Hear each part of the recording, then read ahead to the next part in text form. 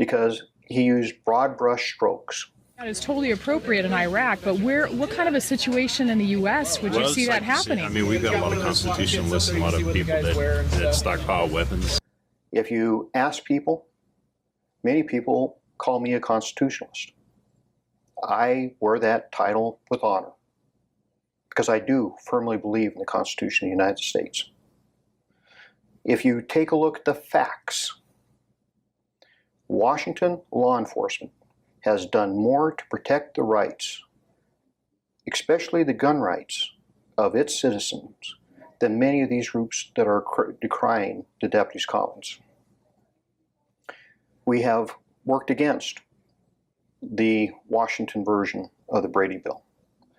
I myself and law enforcement in the state of Washington in 2014 stepped out against I-594, which in my opinion was a very broad brush law that is unenforceable and has issues that affected gun rights.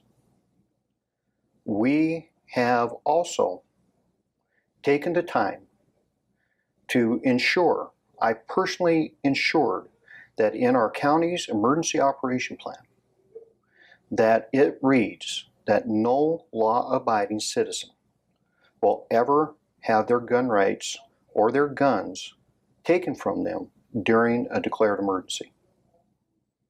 Again, Washington law enforcement has done more to protect the Second Amendment and stand for the Constitution than many of these groups. And it is sad that Representative Matt Shea has taken these tacks of attacking his own law enforcement agency multiple times now. Why do you need bayonets? Why do local law enforcement need bayonets? Give me one instance where they could use those things. And I think that that's what this particular individual, when they interviewed the deputy, was asking the same question. And the question has to be answered by him, not by the public. He's the one that has to defend why he's against being a constitutionalist, being against somebody that loves the rule of law, that loves the Constitution, being against somebody that believes that the Constitution means what it says. He's got to defend that. And his deflection, which is what that 9-minute video was really kind of what he does here in Spokane County. Is a long pattern of behavior of bullying and intimidation. And that's really the way it came across to me and many other elected officials out here in Spokane Valley. I didn't hear Matt decry the fact that people that carried the banner that we all support of our constitutional rights, when these people purposely went out and killed police officers. Whether this is staged, and boy, there's a lot of evidence it is, or whether this is just organic mind control of the sick culture. People that feel so empty and poor and pathetic that they want power, so they imagine they're comic book villains and go out and kill police. Probably 100 times the last 6 months, I have said that you're going to start seeing police officers getting shot in public,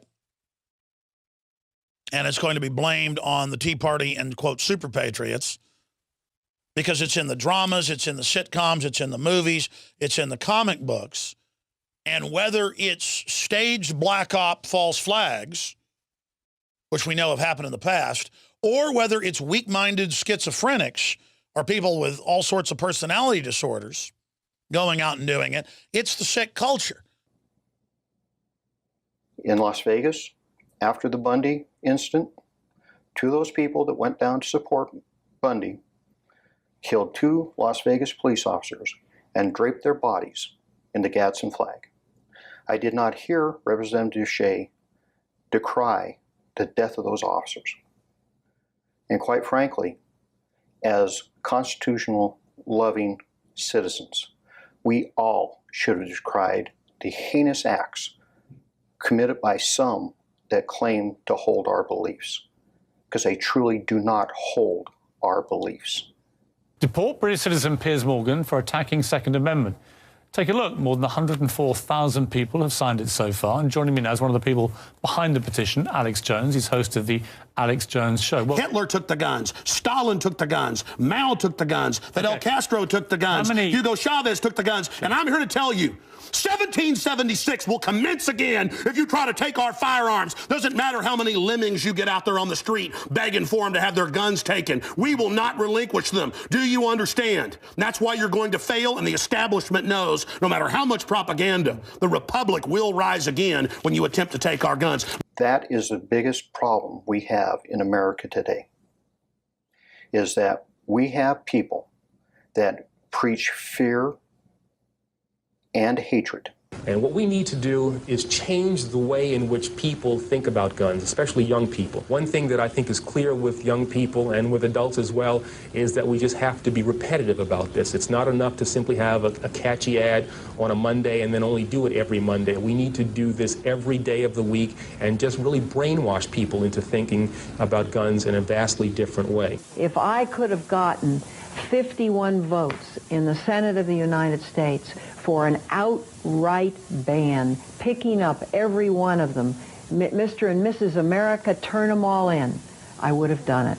I wrote Blacklash to expose the failures of the progressives and also to push back on the black liberal establishment whose message is about wealth redistribution and race baiting. Here we have the MSNBC characters like Touré and Al Sharpton who were spewing this nonsense. Break through our kind of private idea that kids belong to their parents or kids belong to their families and recognize that kids belong to whole communities. Once it's everybody's responsibility and not just the households, then we start making better investments. This is nothing more than a continuation of that preaching of fear and hatred against law enforcement and the government. Our whole society has become polarized, and it is a shame that we allow these hate mongers and these fear mongers to control the day. And CNN, Time Magazine, MSNBC saying, hey, it's good to riot, it's legitimate. Louis Farrakhan and others saying, yeah, go ahead and target whites. That's crazy. You like the Bosnian guy, who I guarantee has no connection to slavery in this country, barely speaks English, getting his head clubbed in by hammers? I mean, by black folks? I mean, really, Farrakhan? Really? He deserved to have his head clubbed in? It violates my belief in what America can be. To hear young people feeling marginalized and distrustful even after they've done everything right. That's not who we are. That is President Obama in a press conference yesterday.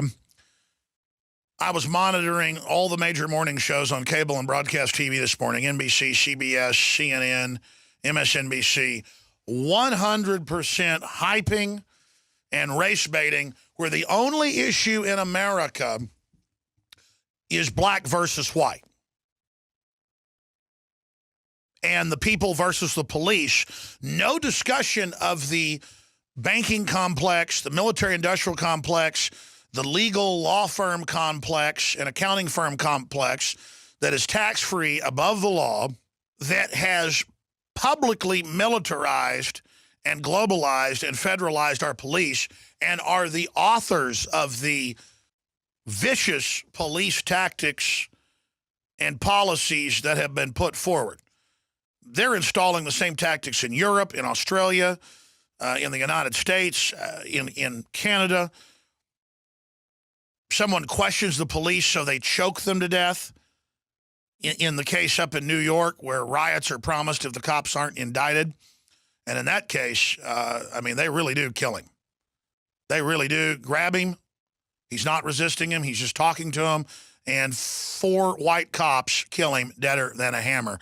I am asking every citizen of Spokane County to step up and say no more. No more demonizing the very people that have sworn to protect you because of 3 seconds of video and 3 seconds of something taken out of context. That deputy is a very great individual. He serves his community well, and I will be having a discussion with him about his choice of words. But let me leave no doubt in your minds that we are constitutionally based, we enforce the Constitution, and at no time will that piece of equipment be used to take your constitutional rights away. But it will be used to save your lives. And that's why we have it.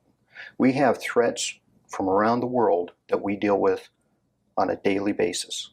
We have threats of people going into our schools and shooting our children. We have threats of people putting bombs on our streets. We have the equipment to deal with those threats. And that equipment is there to save your lives and to protect the lives of the men and women that ride in them to come and rescue you. This is Sheriff Ozzie Knezovich. I hope I have made it very clear that I am appalled by the misinformation put out by INFOWARS without the opportunity to address 3 seconds of comment. Where's the rest of the tape? Where's the rest of the interview? Where's the tape showing the individual that taped this saying that we were trying to use this as propaganda, this piece of equipment, to desensitize children towards it? Where is that? If you really want to have the debate, I will be more than happy to debate anybody on this issue. I will be more than happy to look Alex Jones in the eyes and tell him my opinions. And I am more than willing to debate Representative Matt Shea at any time on these issues. I think that anytime we have somebody that is saying innocent citizens that have done nothing else other than love the Constitution are somehow the enemy, we don't live in a free country anymore. And when that is allowed to stand, then tyranny gets a foothold. And I think that that's one of the reasons there's been such this great public outcry here in Spokane Valley, Washington, why there's going to be a protest in front of the sheriff's office this weekend, and why he needs to take action to do, I think, the right thing, which would be to apologize to the citizens, do some remedial constitutional rights classes, establish a citizen board to oversee the deployment of that MRAP, or even better yet, get rid of it and send it back. And also to meet with the people he's offended instead of trying to blame them for what his deputy said. And clearly, what other conversations occurred before this to make that deputy so comfortable that he could say that in a public place in front of a Walmart?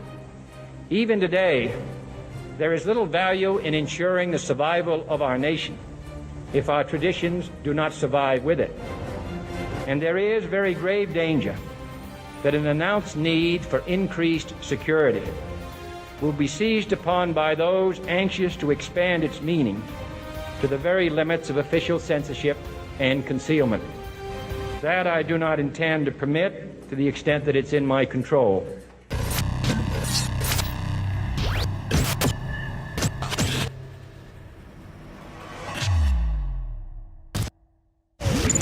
The Molon Lave Silver Coin, certified by the Provident Mint. This 1-ounce silver round is 0.999% fine silver, inspired by the legendary Spartan king Leonidas and his refusal to lay down arms in defiance of Emperor Xerxes. Molon Lave, that's Greek for come and take it. This is available now at InfoWarsStore.com. Act now as supplies are limited. And don't forget, free shipping and a free gift. That's InfoWarsStore.com. For all of recorded history, civilizations around the world praised the health benefits of silver. At InfoWars Life, our mission is to bring you the highest quality, purest, cleanest, effective colloidal silver on the market today for the lowest price available.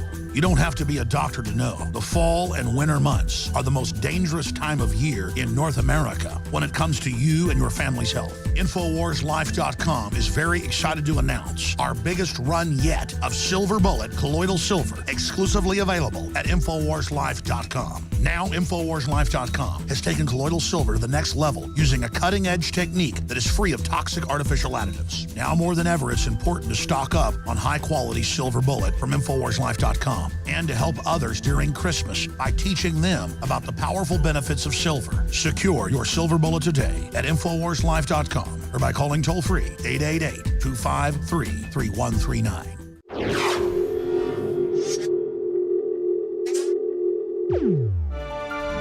And welcome back. You know, when I was a kid, one of the most controversial songs of the day was Baby.